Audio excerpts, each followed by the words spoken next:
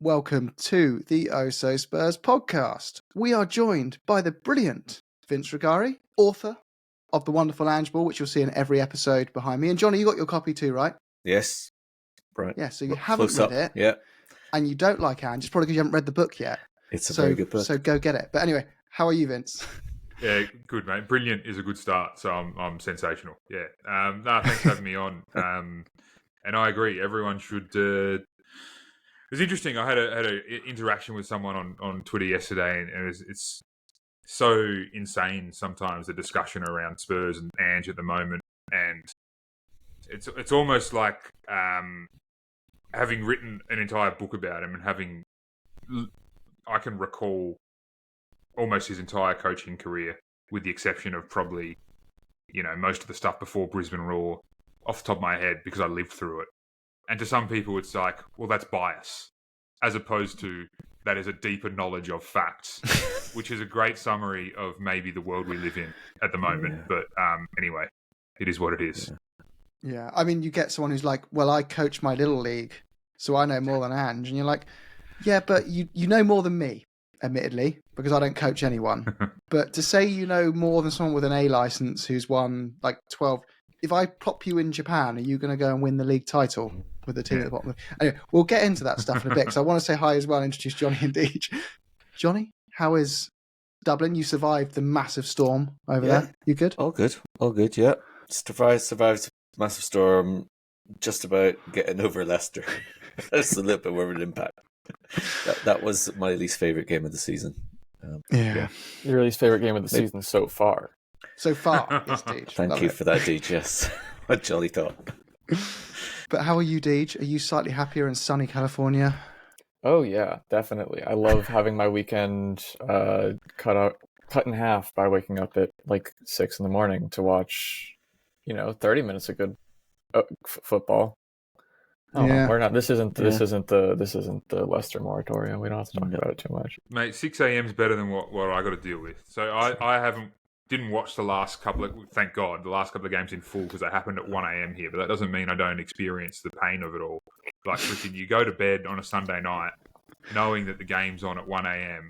and knowing it's a huge game, and you go to bed with this sick feeling.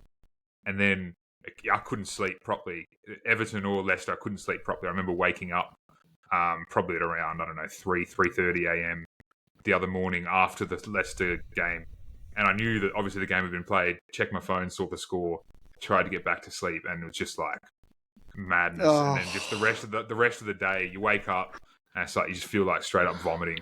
It's so bad. Oh. I reckon Australia's got the roughest deal in terms of time zones of football, which goes to show a little bit and connects to Ange in terms of how committed we have to be to follow the game. I'm not as committed as some people who would get up at 1 a.m. I just love sleep too much and can't sort of disrupt my routines at the moment around work and such. But yeah, that's what it takes here. It's a hard yucca. I felt bad for Ange over Christmas, by the way. It just reminded me. They asked, no one made a big deal of this. Over Christmas, they said, what are you doing Christmas, Ange? Got a game tomorrow. He's like, well, my family are all in Australia, so I'll just be sat at home on my own, preparing for the game tomorrow. I was like, you poor bastard. Like, stuff we put you through. Yeah, that's good. But yeah, he's a grafter. He lives for it though, doesn't he? As you know, Vince. Yeah, I reckon a decent sized part of him actually doesn't mind that, because there's no distractions. He can just immerse himself in whatever he's got to do. Of course, he'd rather be at Christmas lunch with the rest of his family, but another side of him is probably glad that there's nothing to take him away from what he actually loves, and like that's probably his happy place, really, as it is for anyone who's got like a real deep passion for anything.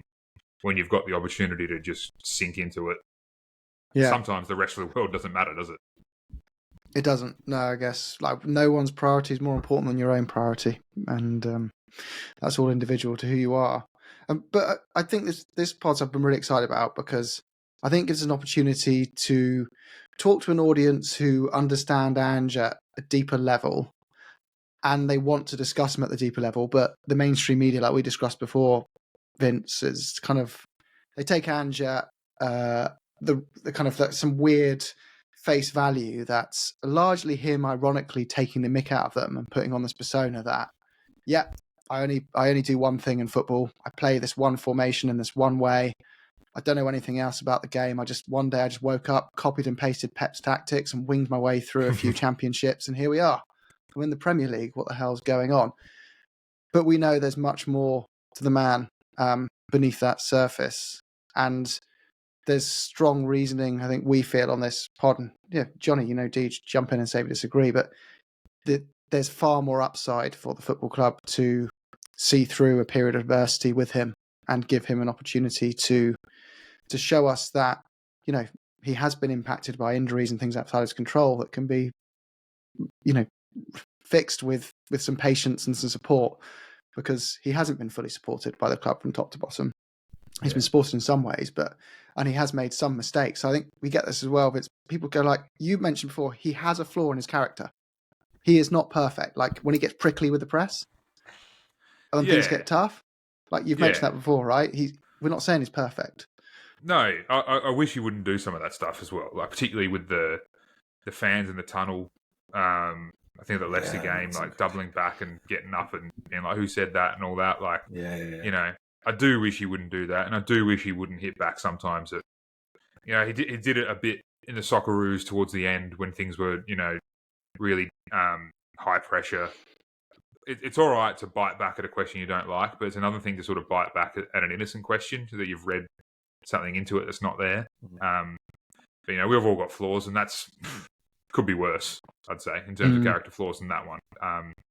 But yeah, I do wish that was different, because it sort of gives the people who want to take him down for dumb reasons a little bit more ammo than they deserve. Yeah. And Johnny, like, what are you making it all at the moment? I know Johnny, I think the thing that grinds on Johnny a lot, and we'll discuss this point of it all, is Johnny's lived in Scotland as well. He follows a Premier League team. He lives in Ireland, so he's got a diverse, group of football clubs that he follows, and he understands the differences between different leagues. But I think you find, Johnny, one of the things that kind of irks you a bit with it is, well, I worked in the SPL, bunch of farmers, can't translate to the Premier League, right? That's one thing that's kind of Yeah, I mean, like, I suppose I grew up in Inverness, and Cali Thistle's my team. Like, well, I grew up supporting Inverness Thistle, and then they merged. And it's funny that Ange's last game in charge of Celtic was against my team in the final in Hampden, and I was there for the match, looking at Ange on the touchline, thinking that's my man, and looking forward to him joining Spurs, because it was pretty much to fait accompli at that stage. But yeah, I mean, I've just come up from watching the first half of Aston Villa versus Celtic, and it's 2-2. Aston Villa went 2-0 up after 6 minutes or something, and Celtic have come back. The SPL, understandably, gets a bit of a bad rap because it doesn't have the depth or anything like that obviously the Premier League has, and particularly this season, the way the Premier League is so it's kind of crazy. The quality amongst all of the sides that any team of Spurs have certainly demonstrated can beat any other team. We were at both ends of that. But I guess that when Conte got sacked, and it took over 10 weeks for him to be replaced, and there was the whole sort of rumor mill and various different managers being touted and linked and so on. Whenever I was sort of put Ange Postecoglou's name into WhatsApp groups and things like that, I even before I typed his name in, I was thinking that I know what reaction I'm going to get before when it's the Celtic manager. You just know what people are going to say, and I was proven correct. And I was amazed that we had a pod back in April or March that year, and a good mate of mine who's a former Celtic season ticket holder, is a football coach. He's a huge devotee of Ange, and he didn't want them to leave Celtic for obvious reasons. But yeah, it was crazy that that actually transpired that he ended up at Tottenham. And it was the good thing about Slot saying no thanks, was that it meant Ange was probably front of the queue. So for me, I looked back and read the chapter from your book about Tottenham again last night, and it was really interesting because, especially in the context of the current situation, lots of the things that you identified, you talk the opening part of the first few pages are about like how Ange is a great fit for what Tottenham needed at that stage after the sort of negative, pragmatic football of the previous three managers, and the sort of tradition of to dares to do and Bill Nick and playing the right way and all of those things that.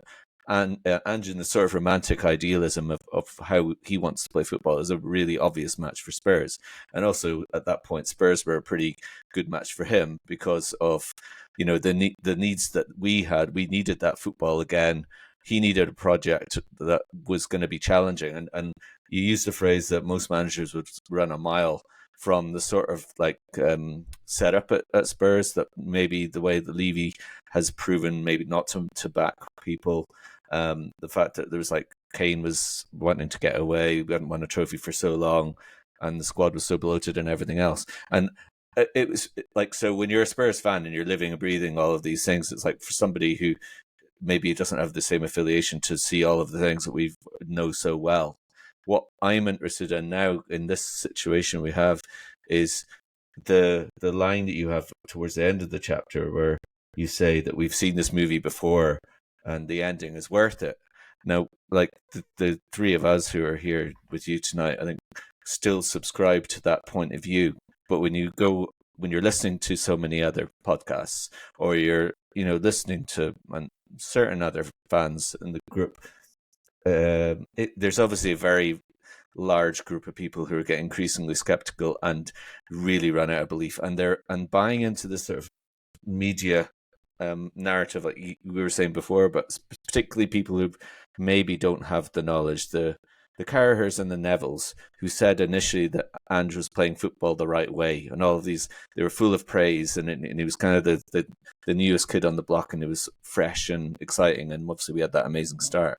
But you know, now that it's not working in the same way, despite the obviously with the context that we have, circumstances we have, this whole business of Ange, you know, being the kind of dopey Aussie and the naive manager that doesn't have the plan B, and he doesn't have a set piece coach, and all of these things are lots more of our fans seem to buy into that now. And I'm interested because obviously you are a huge advocate for him. How do you see it going? Because I know it's not fully within his control, but that idea of the ending being worth it, like we are in those cups, so there's every opportunity there. But it's just for us, the three of us anyway, who are so desperate for that to happen.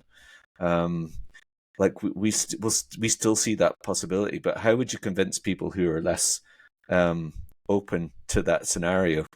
Is what I guess I would want to say. Good question. I've kind of given up on trying to convince them, to be honest, because I've had a lot of attempts at that over the last 18 months. And fundamentally, like, I'm just tired of it and I don't care. And if they don't see it, and if they don't care to clue themselves up, then what's the point of me sort of yelling into the wind some self-evident stuff? Like, just a couple of things on what you're talking about before. Like, with the mainstream media, I think it's worth pointing out that the day-to-day Spurs coverage, the journos who are there at the club, at the press conferences, dealing with Ange face-to-face, are pretty good, I would say, by and large, and understanding of the situation they're in. It's as you say, the Carragers, the Nevilles of the world who don't have that, sort of deeper knowledge of the current situation, let alone his background, who see the broad brushstrokes and sort of judge accordingly. And then also, look, so much of it is just fundamentally rooted in a distrust of his background and achievements, because they happen somewhere that those people don't care for, which is so dumb to me, because when you look through the journey, the same questions have been asked over and over again in terms of when he was a coach in the National Soccer League here, the old league we had that was semi-pro, and then he sort of went into the A-League. It was, well, can he step up to this new league? You know, it's different now. And then when he went from the A-League to the national team, it's like, all right, you can do it in the A-League, but does that translate to international football? Then he went from international football to Japan, and it was like, all right, well, you know, you could deal with Australian players, all right, but like Japan, different story, man. It's a great... The J-League's an insanely good competition. as people should probably respect based on the amount of top quality players who come from there on a routine basis and go all around the world. It's an excellent competition. There's a language barrier to deal with. So he goes there, he does it, he proves those people wrong. And then he goes, and then it's Celtic, and it's like, oh yeah, all right, well you can coach in Asia, but this is Europe now, buddy. You're at a big club in Celtic. Are your tactics going to translate here? And yeah, bloody oath they did. So when the step came to Spurs, I don't think the Premier League is that special. I think it's a stronger competition. I think everything's, it's all relative, so to speak, in terms of, I'll get to the relative stuff in a second, but the Premier League is so bloated financially at the moment that Bournemouth can outbid AC Milan, which is Crazy. Stupid. Football, with all due respect to Bournemouth, I have high respect for the project that's happening there, the ownership and Iraola as well. That shouldn't be the case. Football is broken fundamentally when that's the case. But anyway, the reality is it's a harder competition to be successful in, but it's not so different and so special that tactics that worked in so many other scenarios won't work there. In fact, as Decky said overnight for me, we've seen the evidence that it can work at an extremely good level. And in terms of his previous achievements, it's all relative, yeah. Just because the A-League is a lower level than the Premier League doesn't mean it's easier to win an A-League title. You've still got to deal with the players at that lower level, the restrictions of a salary cap competition, the difficulty of bringing in high quality overseas players on minimal budgets. You've got to try, So when the thing that annoys me the most about the sort of Ange discourse is when people just push all that to one side as if it doesn't matter. Of course it matters, because all of that stuff and all the stuff that he's done is why people, I would say, like us, are prepared to give him the benefit of the doubt when things go wrong, as they are at the moment. And when I look at the situation at the moment at Tottenham Hotspur, I don't see his tactics being the reason why we're there. I don't see any of that. I think there's a failure of squad building for sure, but I don't think it's much more than that. No. I think the early part of the season, despite the results not being there when everyone was fit, the underlying stats were phenomenal. You could see the direction they could go in, and then it sort of spiraled out of control. And I think it's instructive, a couple of things. That one, that most fans seems to be pointing the finger above him because they see it too. There's a long-standing Tottenham issues that have the club where they are at the moment. And I forget what the other one was, to be honest. I'm sure it'll come to me. And Anton made a good point earlier, who was Postecoglou's coach at head of sports science at Celtic. Great point, by the way. Yeah, anyone who hasn't listened to that should do that immediately. I'll link it to this video. So at the end of this video, you'll be able to click on that one. And the end of that video, you can click on this one. So we'll have a proverbial loop of both videos. That's what we'll do. But yeah, Anton was saying, if you haven't heard that, he was Pochettino's... Remember the other thing, by the way. The second instructive thing is that he's still on the job. This is the other thing. Which is Levy, we're well past the point where any other manager could or should be fired for bad results, especially a club of Tottenham's stature. But the fact he hasn't done it suggests to me a couple of things. One is he's learned from his mistakes, as Levy's previous comments at some fan forums in the last couple of years sort of suggest. And two, it says to me that internally they see the same thing that we see, which is you can't put it all on him. Yeah, there's definitely some areas where Ange has screwed up and has made some decisions that weren't optimal. I think the biggest mistake he's made this season, by the way, is probably and easy in hindsight to say it, but playing Romero and Van de Ven in that Chelsea game. But, managers make decisions like that sort of all the time, and who could have foreseen the way it went from there to where we are now, which is, bloody, if you're healthy at Tottenham Hotspur, there's a ticking time bomb. You will be injured soon, sort of thing. It's so unprecedented. But when I look at all of that stuff, and particularly the fact that he's still there, when by rights he shouldn't be, that says to me that there is a recognition internally. I could be totally wrong here, but that says to me that they see it too.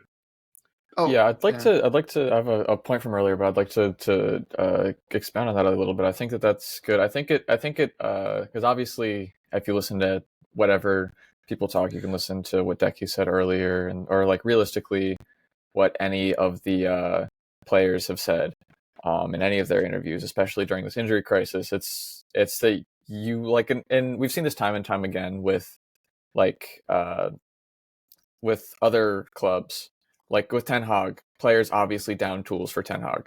Like they stopped, you could tell, and that's really what I think signals the end of a manager's tenure. We Totally. had players that were openly like coming out against Conte. Obviously, there was a story where Romero was going to leave in the summer if Conte didn't leave.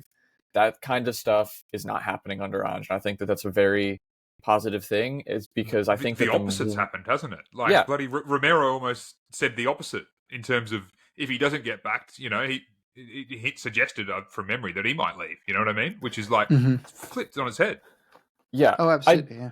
I do also want to say one thing that Johnny said like a while ago, but I want to touch on it a little bit. I know you said in your book that we've seen it's the thing we've seen the movie and the ending's worth it. I think that part of the reason, obviously, I'm not condoning this because I don't agree with their point of view, but I think that part of the reason some Tottenham fans are so antsy is because they haven't seen the movie and they don't know how it ends. Like we as a club, since like for as long as I've watched and really longer than that, have been this almost. It's been the we're so very close for like, and since like, like for a very long time, obviously not for the entire history of the club. That's like wiping away history that shouldn't be wiped away. But for at least the like the 2000s onwards, we've kind of been that almost there. Under Poch, we were so close. We're like the only team to beat Man City without winning the title, I'm pretty sure. At least so far. And that kind of stuff has just happened to Tottenham over and over and over again. So obviously, if you're not a person who follows international football and you just turn on your favorite team on the weekend, which is totally okay, you're just used to, oh well, we go again. Oh well, we go again, because these kinds of projects haven't kicked on for Tottenham, and obviously that's not. I would argue that's probably not a manager problem, as we're seeing now. It's kind of a recruitment problem, which isn't the manager's fault. But I can be a little bit empathetic for why someone who hasn't seen that movie would be unfamiliar with its ending, and so wouldn't be willing to wait for it. So can I, by the way. It sort of just gets my back up when they dismiss, let's stretch the movie metaphor a little bit longer, like a director's entire back catalogue. Do you know what I mean? Yeah. It's fine. You watch this movie, and if you like it and you don't like it, whatever. But like, don't pretend like there isn't stuff that happened previously that might suggest that this director has a vision in terms of the film they want to make. You know what I mean? Like, and when that happens, that just, they effectively crap on football all over the world when they talk like that. They say it's not worthy. They say it's worthless. They say basically that the thing that people like me here in Australia have dedicated our lives to, Australian football, doesn't matter. And to some extent, globally, that's true, but also it's wrong because a lot of this stuff does translate. It's the arrogance I hate to use because it's going to wind people up who are listening, and it's not meant to be directed at anyone based on who they are, but it kind of inadvertently is. I'm English, I'm a Premier League fan, and naturally, because I support a team in the richest league in the world, I do enjoy the flex of being in the dominant league, even though I've had absolutely nothing to do with the Premier League being what it is. But that does lead to some arrogance of like, ha, Bundesliga, what a bunch of farmers. But the guys whoever managing in the Bundesliga, they are insanely, or even playing in the Bundesliga, whatever level, you are insanely incredible athletes that only 0.1% of the population could ever dream of being. And who the hell is Jim at home in his podcast converted weird studio of Tottenham shirts telling you how to do your job, like telling some like A licensed coach that he's an idiot because I support the Premier League and you're in the Bundesliga. To even get into a job in the A League is infinitely more impressive than anything I've ever achieved or will ever get close to in the world of sport. If I dedicate my whole life to it now, I'll never get close to that. You are still in the top 1% of what you do. You've reached an elite league and you've worked in it. And then to dismiss it all as just like some random person on a sofa just dismiss it all as just doesn't even count. Like, Ange's got qualifications coming out of his ears. You heard it with Antoine earlier saying, like, he's like so qualified in sports science and injuries and tactics, and he's got the licenses and qualification out of his ears, and you're telling him he doesn't realise that Pedro Porro keeps standing out of line on the back post. Like, he knows all this. Yeah, his knowledge of the game, even beyond that, I think I touched on it in the book, his just general intelligence is incredibly high. People who might look at the surface level and think he says mate too much or whatever might not recognise that. But I've dealt with the guy. I've spoken to the guy, not as extensively as most people might think, based on the fact I've written a book about him, but I have. The guy is super, super intelligent, almost like a football savant in terms of what he sees and his ideas and how he executes them. He's an incredible leader. It's crazy to me. It's crazy to me. And a good example of sort of I should say as well, like, that happens in Australia too, in terms of what you're talking about, James, with Premier League fans looking down on everything else. There are probably more people in Australia who follow overseas football than Australian football. Those people, we call them Euro snobs. I'm sure, DJ, you've got them in America as well. Oh, yeah, absolutely. I was going to say the same thing.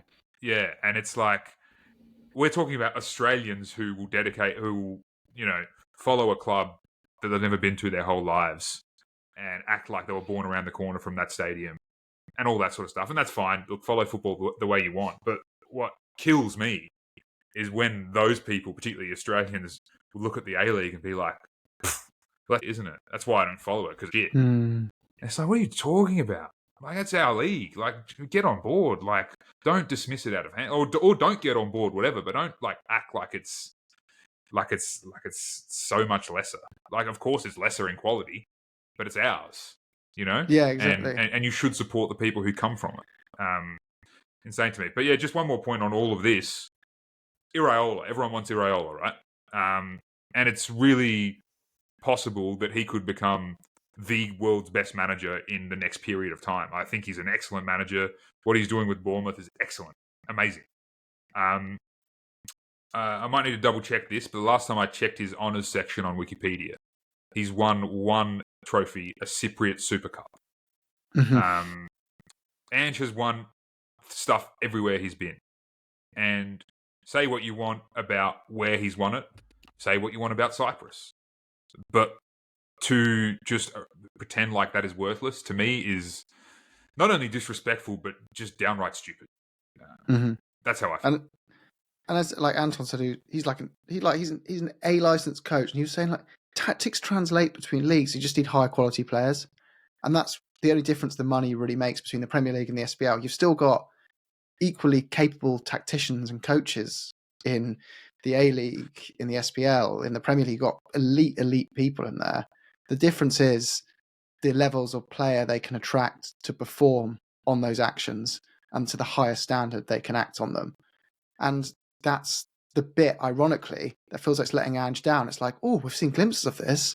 We just smashed Man City 4-0. We just smashed Man United. We just smashed Aston Villa 4-0. All this works. And then Ange goes, yeah, it does work. Now, can I have like a third player who can actually score a goal? And we're like, no. The guy you've got in there on a free loan, Timo Werner, will be fine for now. And then we go, then it kind of, the card tower falls down, and then people start turning on the manager. I'm like, this guy is trying so hard to be the guy to break the mold for us, to try and make it work.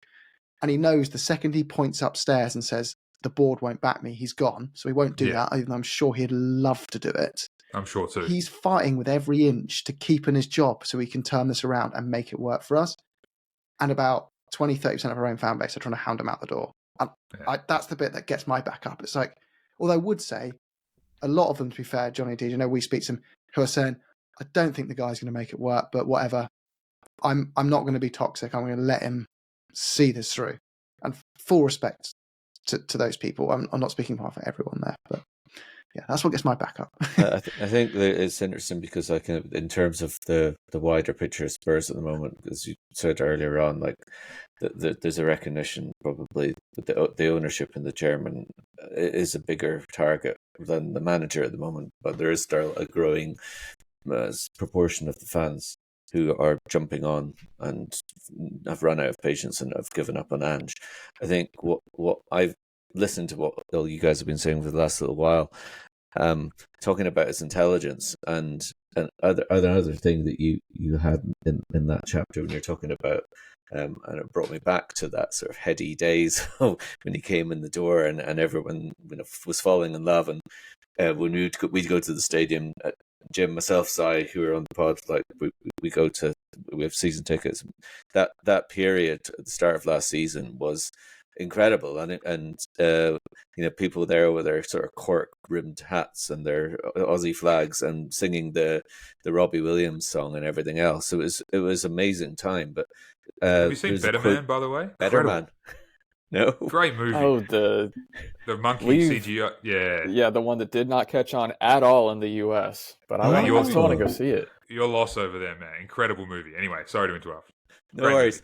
No, but there's a really nice quote from that you have, like, when, and I remember Sonny saying this when he's talking about how amazing it was that he was 31 years old, but he felt like he was a child. He'd learned so many things in his career, but he felt like he was a child because he was learning so much whenever Andrew was giving him his advice, and you can just picture Sonny saying it. He said he felt like his heart was bouncing, and it's thought like this is Son Heung-min, who's like won the Asian Cup. He's the fans' favorite player over the last decade. Somebody who's Tottenham through and through, who is clearly an intelligent man in his own right as well on the football pitch and out and off. And you've got somebody of that standing, like a world-class player in most of our opinions, who's saying this about this man. And then this sort of weird reality that we have these days where people's patience just and their willingness to sort of jump on bandwagons is so kind of shallow and pervasive that there's, like, even with I've mentioned before my adorable second child, who knows that I am very loyal and very still believe so much in Postecoglou, that you have quoting the odds of the next manager to get sacked is one of his favorite pastimes, and then just saying Ange out and stuff like that because he knows it's going to really piss me off. But this is a thing that's sort of this weird, it's like the social media kind of vibe, and the people just like there's sound bites and there's clickbait and there's just the people have made decisions on what they think, and they're completely ignoring the facts about what somebody has proven, what people like Gary Neville were saying a year before, what Deki Kulusevski is saying today or yesterday, and it's so frustrating. Because, like, just listening to this and listening to you, thinking about this again in the whole context of the 15, 16, whatever it is months now, was a bit more than that. It makes me feel more sort of defensive or more hopeful than ever that, like, there's no reason why really this still can't go the way it should go, and it shouldn't have gone from the beginning. And I suppose it's the crunch when you're talking about Levy and why he hasn't pulled the trigger when he absolutely would have done in the past. If he's got the nerve to do that, and I don't know, like I suppose that's my fear, because I didn't think he was going to get sacked on Monday, but I was sort of I wouldn't have been shocked if it had happened. And it's just like, okay, so what happens in Brentford? Because Brentford have got to be strong favourites to win at the weekend against us with the current situation, and Brentford are good, and we're away. And then we got that huge match against Liverpool, which could be amazing. But, obviously we're underdogs for that too. And it's just going to be like you're on the knife edge all the time. And I don't know, like, from your point of view, how do you think Ange is coping with that? Because another thing about his intelligence, when he's in those pressers, he's so calm and he's so together, and he gives the really articulate responses that are so level. I think, Jesus, like, if I'm asked those questions under that pressure, I am not going to come up with those responses clever and as he doesn't say more than he needs to, but he does properly answer questions at the same time. I just think it's how he's dealing with this situation himself. It'll be really interesting what you think about that, because so much pressure going on. Barring the little incidents that I mentioned earlier that I wish he wouldn't do in terms of just biting back at fans and the odd it's usually post-match when he gets grumpy. Pre-match he's excellent. Mate, he's one of the best, possibly the best press conference practitioner I've ever seen in terms of where he comes up with the answers to his questions. Like, as you say, like sometimes there's a question, it's like, what's he gonna say there? And he pulls out something that is just perfect in every way. And it's like, well, bloody hell, mate. Like, I think I also wrote in the book, watching journos try to, and I know what it's like. I've asked some dumb questions of Ange in press conferences in the past. Trust me. I'm glad they weren't broadcast to the entire world as well. But watching journos try to get the better of him in a press conference is like watching a child try to beat a wall in a game of tennis. Totally. It's not going to happen, mate. Like he's got it covered because he's all over it. I think he's dealing with this situation exceptionally well. With the exception again of what I was talking about earlier, those little moments.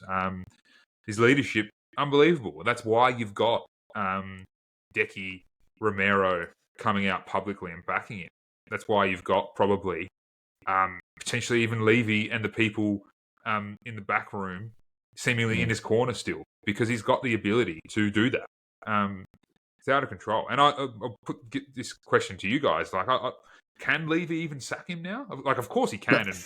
And maybe I'm drinking a little bit too much Kool-Aid here, but like when you've got the majority of fans who want Levy gone rather than Ange gone, and then you have Decky come out as strongly as he did, sort of saying what Romero said a few months ago, but even stronger, in such a public setting at this particular moment when all hope is seemingly lost, to come out like that.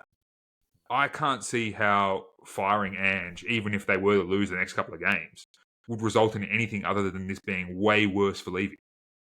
I think the thing that's keeping him there is, at the moment, you've probably got about, I'd say, 20 to 30% of the fans who are in this camp of Ange and Levy both need to go.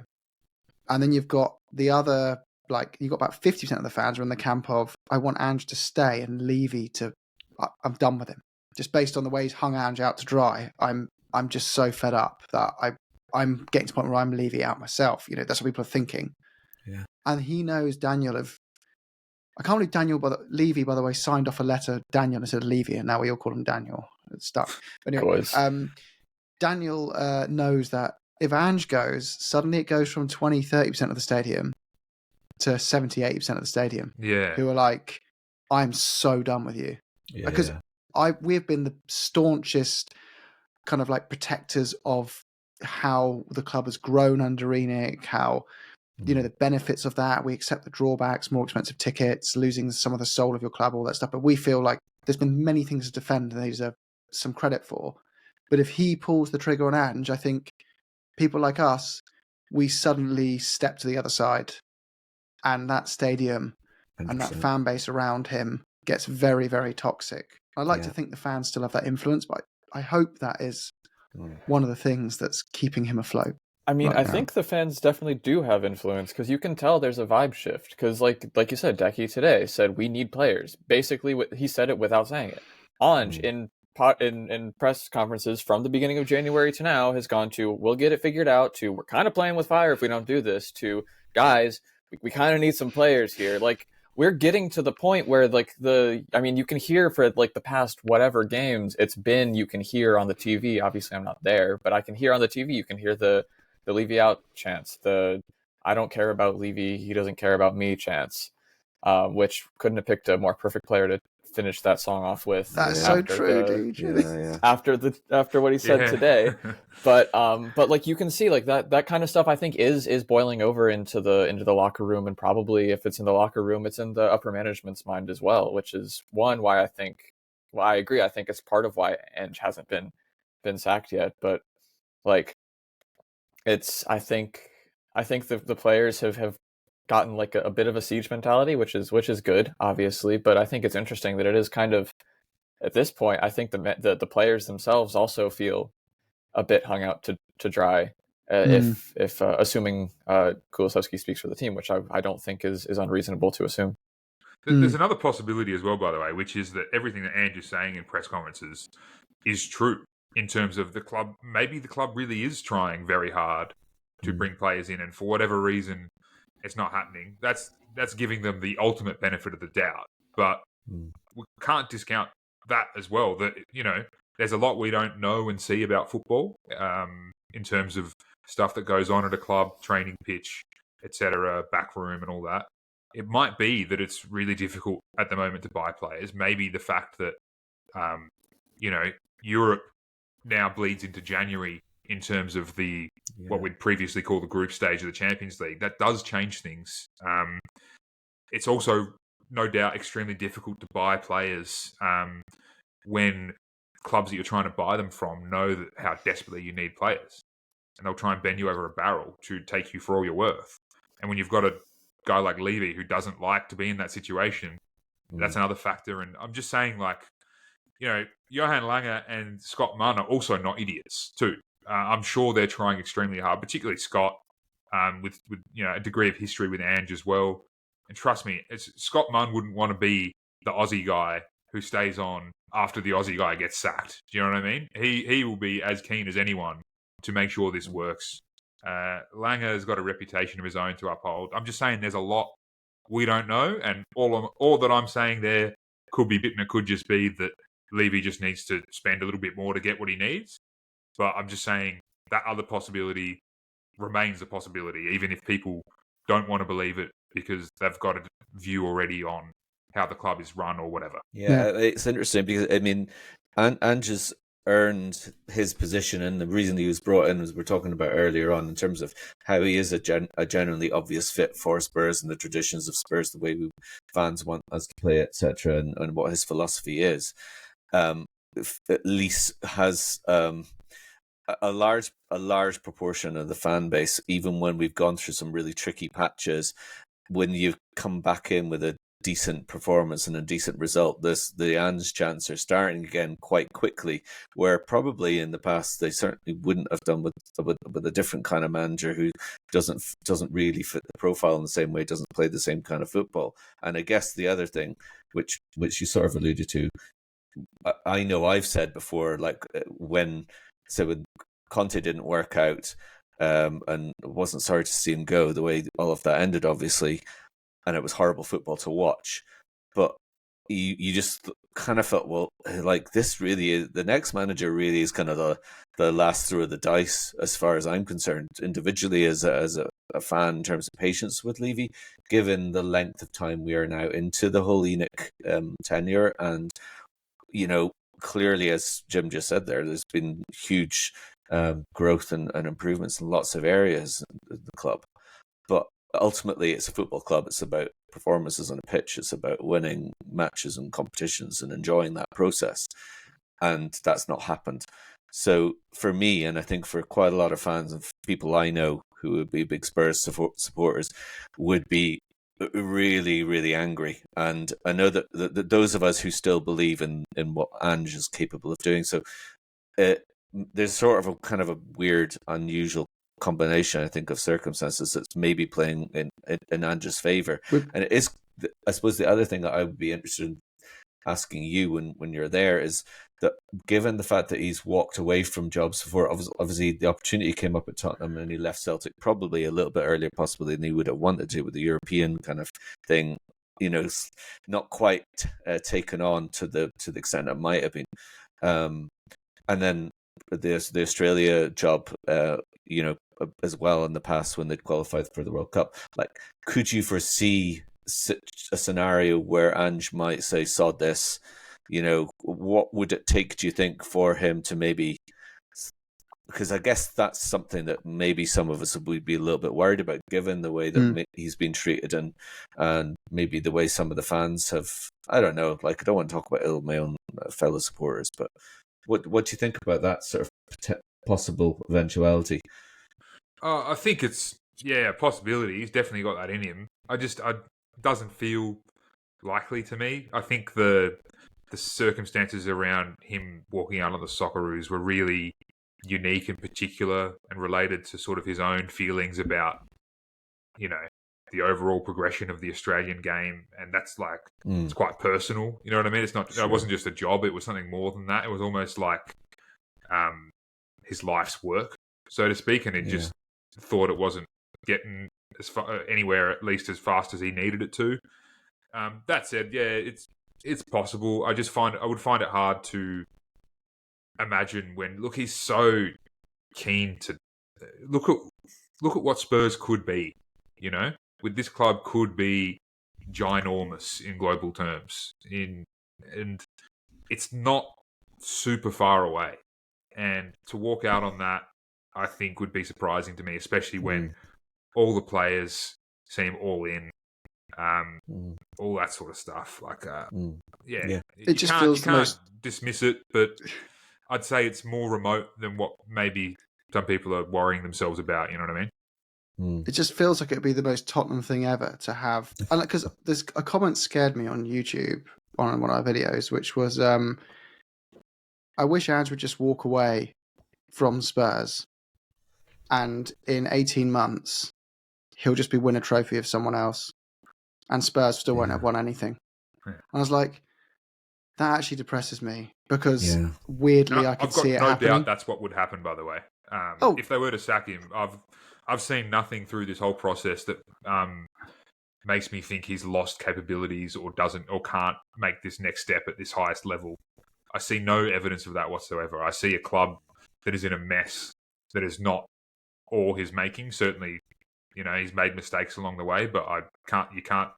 When you're criticising Ange at the moment, the things you could criticise him for are really, you're frittering away in the margins here and missing the major thing that is where they are. So, for sure, if he was to either walk or get sacked, he'll bounce back pretty quickly. And then, you see all the memes at the moment about where the ex-Tottenham managers are in their current jobs, about Conte top of the Serie A and bloody this and that. Ange will just be the next one. I'm pretty sure. Wherever he goes, he'll be successful, because wherever he goes, he'll learn also from, I guess, this experience, and make sure that he's at a better fit in terms of backroom and front office, and giving him what he needs. But I hope it doesn't come to that, because I'm clearly so far all in on this that I'm, unfortunately for me, I think I will care about Spurs beyond Ange. I think I'm that far in. So sorry. Oh man. I know, it's really, but I've realised that there's only one thing worse than having your emotional state regulated by the ebbs and flows of Australian soccer, and that's Tottenham Hotspur. Say that again. It's actually unreal. It is. Yeah. I mean, I think part of the reason that I don't know, that it's such a weird state of the club, I think for Levy specifically, is that, though we've probably talked about this before, but I'm going to bring it up because I haven't talked about it before, except for in passing. Is the report that came out about what was it, wages as a percentage of turnover, and how we're like Deloitte pretty Money much League, by far the lowest of any of the big 20 clubs, and apparently it's just going to get lower next year. And that's the kind of thing where you look at it and you're like, are we doing enough to are we serious about winning, or is this an investment? And like, especially with quotes that Levy has said in the past, when like the thing about him not being like a football fan, or him looking at it as an investment and he doesn't really care about soccer. Like, obviously he could have changed his opinion on that. Those quotes are from a while ago, I believe, but like, it's hard to kick those accusations when you have numbers like that floating around, where we're just not willing to spend. It's not even like an exorbitant amount of money. It's not an unreasonable amount of money. We're not willing to be in line with the rest of the clubs in terms of our profit, our revenue, our turnover, to be at that level. And like, it's been shown again and again and again that the best predictor of success in football is wages. Like, we've talked about it ad nauseum, where like, okay, this is why like Spurs haven't won as much recently, because you have teams like City who just spend a bunch. But like even City spending is like, has rolled back within a reasonable amount, I guess, if you're including all their sponsorships. But like, it's a really frustrating view from the outside. And I think that coming out when it did as well, I think honestly may have, I don't know, kicked the. I don't want to say kick them in the gear because I obviously have no idea what's going on. But we've had like links to 4 different players today after hearing nothing all window. Yeah. Part of that could just be that we run a tight ship, and I hope that we run a tight ship because I'd hope that we didn't start looking at players today. And obviously we didn't. That's not how this game works. But it's hard to if you're like a fan and you're just like scrolling Twitter and that's your gospel, then it's hard to look at it a different way. Yeah. Couple things on that. You guys would know way more about all this stuff than me because I have only had Tottenham and Levy in my brain swimming around there properly for the first time, over the last couple of years. So You're lucky. Yeah, there's more historic knowledge that you guys have, but I would imagine he cares. Even if he said what he said a while ago, because bloody hell, man, there's easier ways. Home and away. Yeah, he goes to all the games. I saw him at the games when I was over there. He went to Luton. Luton is a freaking rough place to go. Like the fans are laying into you and all that, and it's like there's easier ways to make a buck, I would imagine, than this. Mm-hmm. Especially when say what you want about him, call him evil or whatever, but he's human, and like it must suck to hear a whole stadium say that they hate you. Like, so you wouldn't put yourself through that unless, he's got more money than he could probably know what to do with. So there's a degree of, investment in there, but like you wouldn't put yourself through that ringer unless you really cared, in my opinion. My uncle's quite like he's taken me to Spurs since I was a kid, and he's an older, stoic kind of gentleman. And he kind of feels like his view on it is Levy's got to this point where he's earned a lot of money in his life. He's done pretty well out of things. And now his kind of like life mission is to kind of to finish this Tottenham project. And it's not just the club, it's the whole area and the whole community of Tottenham, if you know it. It's not historically the nicest area, but he almost feels like I'm giving something back for everything I've taken. And I know he's the type of guy who's in it for the money as well, right? He's not going to do this for free. He likes his nice things. He likes his private jets. He likes his huge mansions. He likes the whole gamification of just winning in business and winning in life. But there is an element of, I want to complete this, and my completion is Tottenham Hotspur finishing up here, and it is the area being an amazing part of London, and there is an element of giving back whilst making a lot of money at the same time. I do think he cares a bit. You wouldn't go every week. Like other chairmen don't go every week. If they're in it just for the money, you don't. You manage it from the boardroom. You don't. Exactly. You don't go home and away every single week just to watch the team play. The other thing around the wages is like, and I'm pretty sure I've read a little bit that Levy seems to think that football at the moment is a bubble that will burst at some point, and he's trying to be pragmatic to almost future-proof the club from some event that he suspects might happen at some point or whatever, which, I can't say I don't feel like that all sometimes as well, in terms of how much football has gone crazy with the spending and all that. But they don't even have to spend that much more, I don't think, to make up the gap. I think that was Aston Villa 96% in terms of wages to revenue. Like, that's stupid. That's financially risky. They just sold Duran for 90 million about 5 minutes ago. It was only 70. Total package 90 million. It's also of course, for the what are the add-ons? Doing Saudi Arabia ad reads? Is that it? I don't know. But like they only need to get a few more players in to. Yeah. If they sign Matisse Tell, I will hand deliver a thank you note just to Johan Lange. Yeah, that would be a great signing. So it's not like he needs to just spend hundreds and hundreds of millions. It's literally just a few more blokes and get the ones who are injured back, get them fresh, so they're not playing 7 games a week, and then you've got a squad that has the ability to compete for silverware. And then if they're crap, and then for me you can say sack Ange or this guy doesn't know what he's doing or whatever, but hasn't had that opportunity really yet, in my opinion. I mean, even without these players, this squad has an opportunity to fight for silverware. Like, we're in the semifinal of the Carabao Cup. We're up 1-0 going into the second leg against Liverpool. And it obviously, would be the Angest thing ever, by the way, if he was to pull a trophy out of this. Like, I've just learned through history and following his football, and knowing the sort of contours of the seasons that he's had with clubs and the Socceroos and all that, you don't write him off.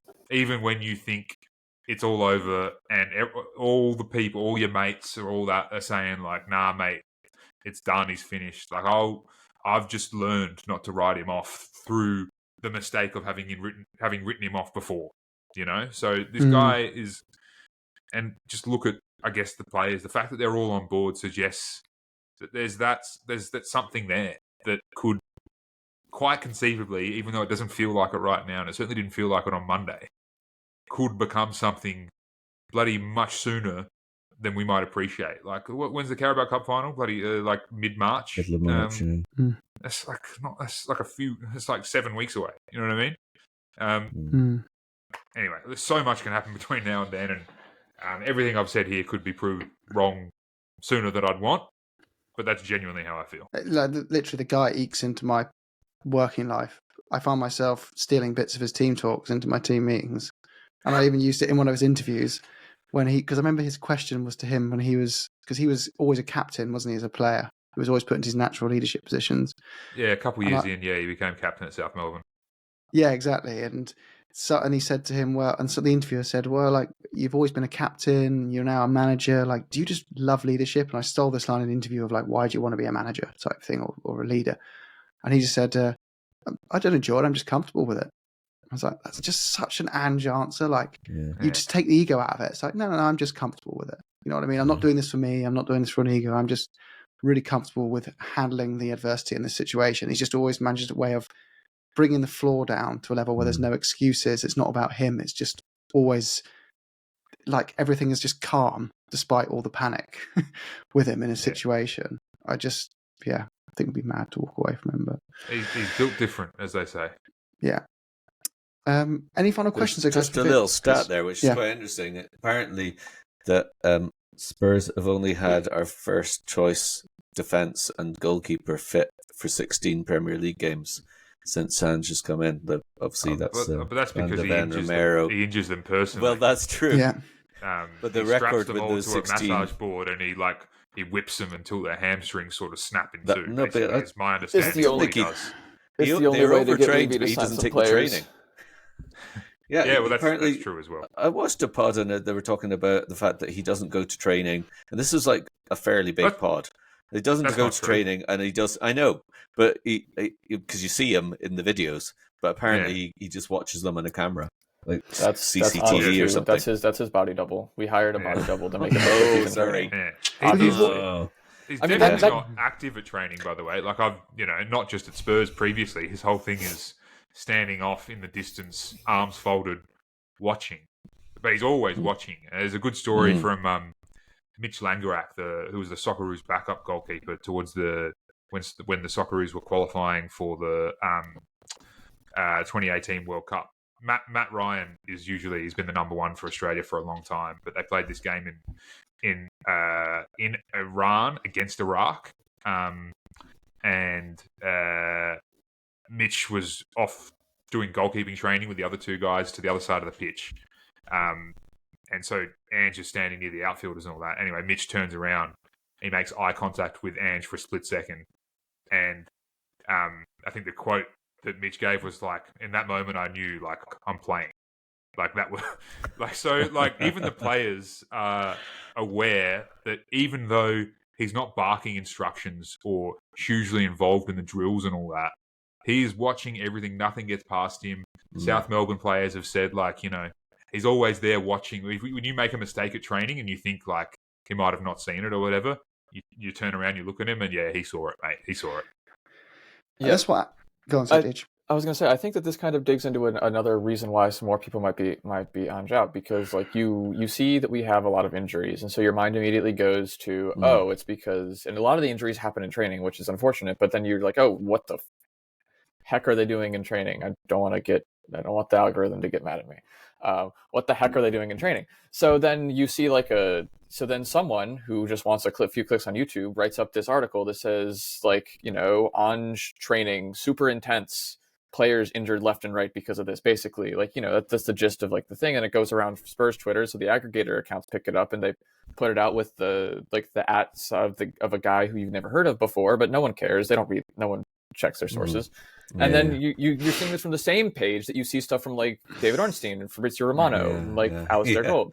So it's coming to them in the same sort of like, it's people believe it. But then and then it takes like 2 days later you get a thing. It's like they're barely training because these players are all dead on their feet. And you're like, yeah, duh. Like that's obviously what's happening. It's Ange's not sending people out there like, okay, you just ran 90 minutes 2 days ago. Go run for 4 hours. Like that's obviously not happening. But like you see it, you read it, you believe it, and then it takes like 3 days for the truth to come out, because it's like the whole thing. It's like the lie can get around the world before a truth can put on its pants or whatever. And these people would not have seen a single frame of training either. They wouldn't have the slightest clue what they do, or they wouldn't know what most teams do in terms of training, so to even give them a baseline to judge against, let alone knowing what Tottenham do that is different from what most teams do, and yet people will have made their mind up and say that, he just chucks them in a meat grinder and, only the fittest survive. Like, it's garbage. I can't believe Ange keeps running the tear your ACL drill. I just like, why don't you just stop doing that? We'll be fine. Yeah, he's quite sadistic. So that's another character flaw. Yeah, he likes hurting people. Yeah.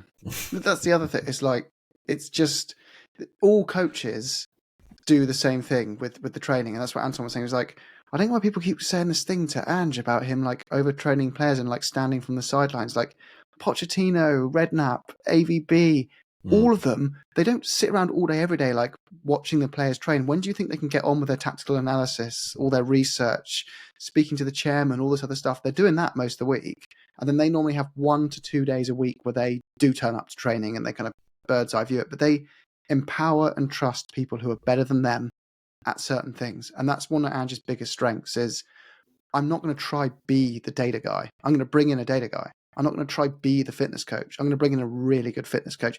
And you empower these people, you trust these people, and you observe it from a bird's eye level, and you give the odd bit of input, but that's it. And people just seem to look for it as a reason to bat him with. And it just, it gets a bit because they've made their mind up. And as I've also said on Twitter, if all you have is a hammer, everything looks like a nail. So it doesn't matter what the thing is, whether it's injuries, tactics, and other thing.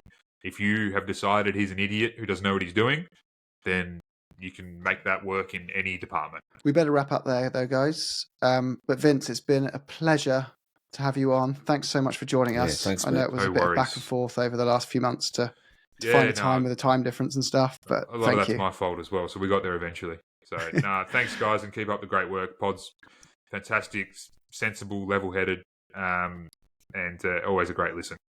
Brilliant. Cheers, Thanks, mate. And don't forget. Don't remember. Ange Ball. Don't buy the book. Great book. Give it a read. We've got the paperback coming out in the UK soon, apparently. Hopefully before he's sacked. But I've just worked through some like sort of more. I didn't know this was a thing, actually. By the way, apparently in the UK, the hardcover comes out, and then a while after that, the paperback comes out. So that will be coming out at some point in the future, and hopefully it's all still relevant. Well, otherwise there'll be a new book called Irrealable coming out by Vince. Yeah, and some Spanish guy will have written it, not me. Yeah. But thanks so much, Vince. Right, we always finish a bit of an up the Spurs. So up the Spurs and roll on Elfsborg. Come on, you Spurs. Love the Spurs.